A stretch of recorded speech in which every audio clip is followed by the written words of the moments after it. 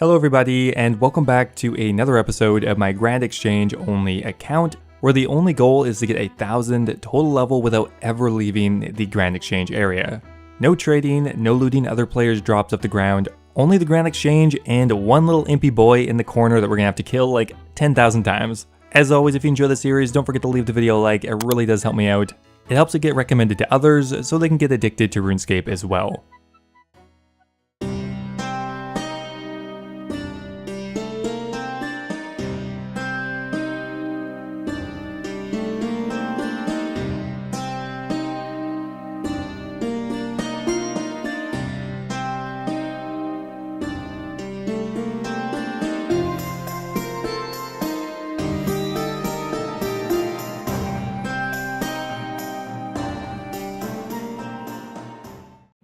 Now, if you recall, in the last episode, we ended up purchasing enough supplies to bank 99 cooking. It was so cheap that I thought it's probably a good idea to take advantage of this now in case prices ever go up.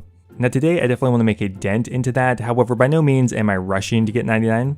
As close to 900 total level today, and then at that point, I think we're like legit in the end game for this account.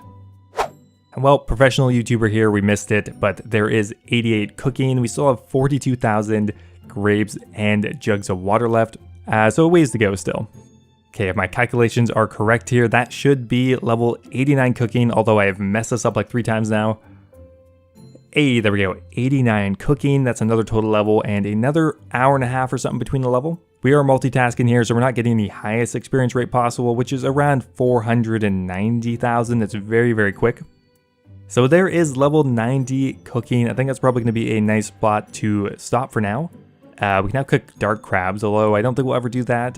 Honestly, any other form of cooking is just going to be too annoying. This one I don't actually need a fire for, which is ideal because otherwise I have to keep track of fires. They're going to burn out.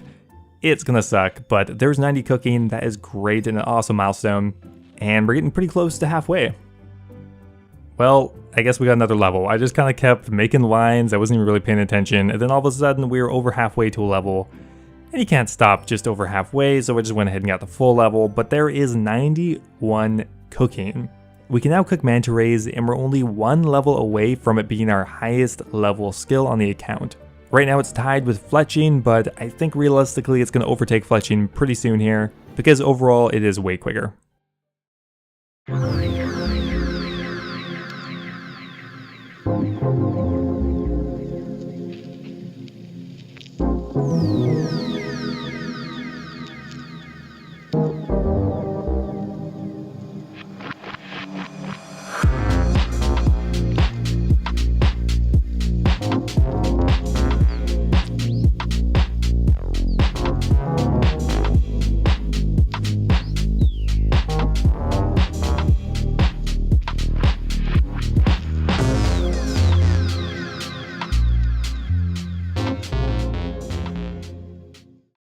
Alright, so we have a level that we've been working on for, well, like a month now, really. And that is 40 attack, which is really exciting because we can now wear the Rune Scimitar. Not only the Rune Scimitar, though, we can also wear the Brine Saber, which I think is going to be probably the best option. I mean, I'm probably not going to get to Dragon Weaponry. That would be a little unfortunate. I hope we don't go to Dragon Weaponry.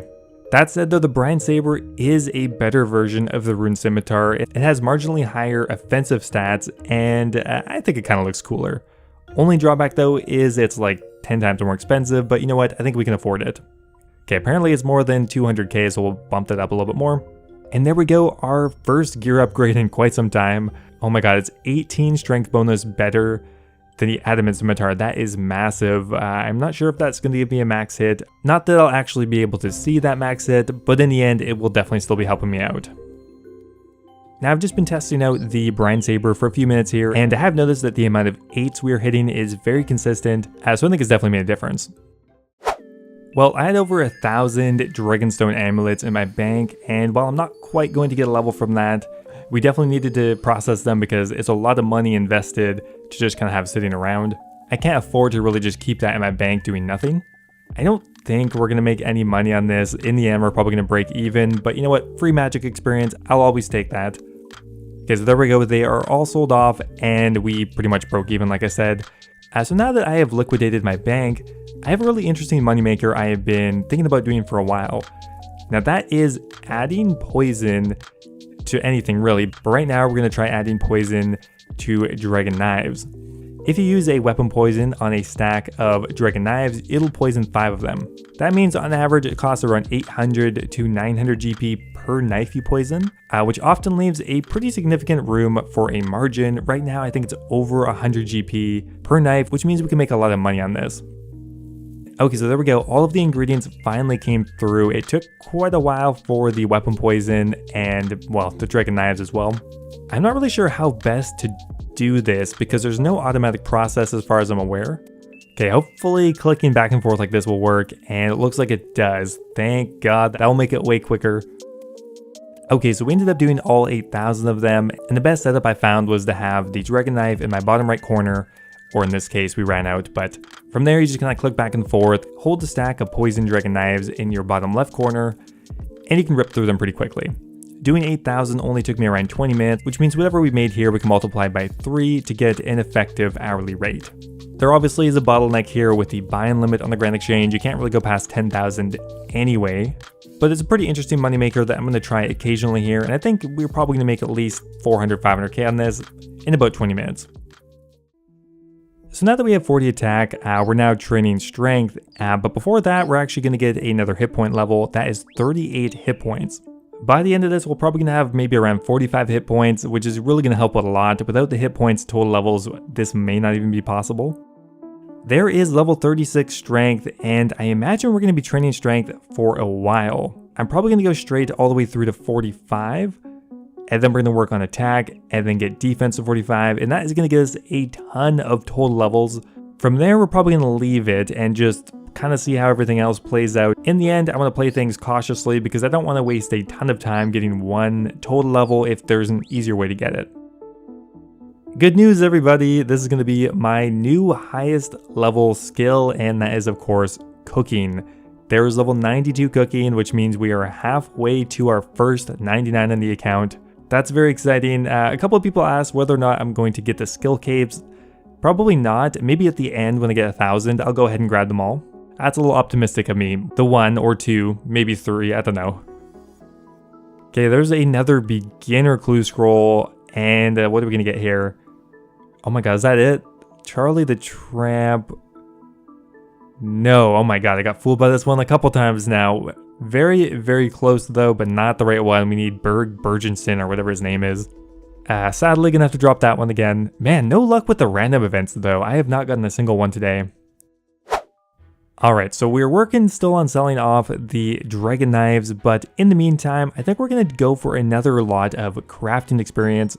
I have a mini goal in my head of trying to get to 87 crafting, because at that level we unlock a really interesting training method. I don't think these 10,000 will get me that, but I think it should get me a fair bit of the way there. So I'm going to go ahead and craft another 3,000 or so green dragon bodies, and see how many levels that's going to get us. We were actually very close to a level already, which means we're just about to hit level 81 crafting after only around like 3 minutes, but I'll take it. There's 81 crafting. Actually, no unlocks at that level. That's pretty uncommon of crafting. This guy just came and slapped me with a fish. That confused me so much, actually. I really thought that was a random event. That's why I'm over here. I've been here like 2 hours. Well, I gave up on that, but here's another crafting level coming in here. That's going to be level 82 crafting. We can now make black d'hide chaps, although I don't expect we're ever going to do black d'hide just because it's way too expensive. And green d'hide is like 2 or 3 GP to XP, which is very, very cheap. Okay, there's 83 crafting. That might be my last level, although my math skills are really out of date. We can now make the amethyst bolt tip, which could be handy. I think it is cheaper than green d'hide, but much slower. Okay, so we went through all of our d'hide. We got pretty much 3 levels, maybe a bit less. We're about a third of the way through 83, which means we took a fairly big chunk out of that. Now for every 10,000 green d'hide, I think we're losing like 2 or 3 mil. So we're going to lose probably like 2 mil on that. However, we did sell off all of our dragon knives P++, and in the end we actually made, I think, about 400, 500k on that. Honestly, not as good as I had hoped, but it was still very easy money, and I would probably do it again, assuming the margin is at least 100 GP or so. Now lately I've only ever really been chopping regular logs when I'm waiting for a random event to spawn, so we're not getting a ton of levels, but we're about to get one here that has 53 wood cutting. Right now it's around an hour to a level with a rune axe and regular trees. Not too bad still, but for now I'm not really going to power through to higher levels yet. All our green DI have now sold off, and in the end we ended up losing 2.3 mil on that. It's actually not that expensive GP to XP, but it does burn through our money fairly quickly. We're spending around $1 mil an hour on crafting. Now in a similar vein to the other money making method I tried earlier, we're going to try making dragon javelin P++s. I'm really hoping this has a significant margin because they're not very popular items. People do buy them for PKing, but they don't have nearly the volume that the dragon knife does. So I definitely kind of want a risk premium on this a bit. Oh, alright, we're still going to do it. It's not much better than the dragon knife, but for the sake of variety, let's give it a shot. This time we can afford 10,000, and we also have to buy 2,000 weapon poisons, combine them together, and net some profit. Okay, so there we go. Overnight, both of those items fully bought out. 10,000 dragon javelins and 2,000 weapon poison P++s. It's a pretty significant investment. So what we're doing is we're configuring our shift click to use instead of drop. That way we can click back and forth. Oh no, that makes this infinitely worse. That's so weird, what the hell? For when we're doing it with the dragon knife, it uses the first weapon poison in your inventory regardless of which one you're clicking on. This one doesn't work that way, which means that's going to be like 3 times worse. Well, I'm going to procrastinate on that for a little while because screw that. There's level 37 strength. I think we're probably going to go straight through till 40. We can now scale the Falador wall. If only it was the Varrock wall, maybe we'd be onto something here. There is level 38 strength, only 2 more levels to go. Right now it's taking about an hour to a level. I still have not really managed to get above 4,000 experience per hour, but we're getting it more consistently now, I guess. The real bottleneck is just the imps. I mean, we have plenty of damage. I mean, look at us. 1 more hit and that should be level 39 strength. 1 more to go. We've been in a grinding combat for like 5 hours today. The only thing I'm really bothering to pick up at this point are the mine talismans. Those are at least worth 3 or 4k. Okay, coming in next year is actually going to be another hit point level, 39 hit points as well. And there we are, guys, the big 4-0. That means we have 40 attack and strength. It took quite a while, actually. We're now moving on to defense, and I guess we'll probably have to do ranged as well pretty soon. I mean, just between those two, there's another 20 total levels, which will bring us over 900. That is really exciting. These dragon javelins were terrible. Hurt my wrist so bad doing them, and in the end, we didn't even profit that much money. We had to drop the margin significantly to sell off the rest of them. So we didn't actually make that much money in it, so I would not really ever consider doing those again. My wrist would not let me. And there is a fire making level. I haven't got one of those in a while, but that's actually a pretty important level because now we can burn magic logs, and I'm still not really sure what I want to do going forward with fire making. Fire making is a pretty click intensive skill, but doing magic logs is actually 3 GP to XP or 3.5, which is significant. Getting to 90, which would be pretty much home free from there, would actually cost me around 15 to 18 mil. That's a lot of money for fire making. It just hurts me to think about it. But at the same time, it is definitely one of the more annoying skills to train. And I'll be saving myself around 3 or 4 hours if I go for magic logs over U logs. Anyway, let me know what you guys think about that down below. Would you go for magic or would you go for U logs? Would you go for maple logs? Let me know what you think. Anyway, guys, that is going to be it for today. We're taking a nice break by the fire after all of our hard work. So today we got a fairly significant amount of combat levels, which translated into 21 total levels overall.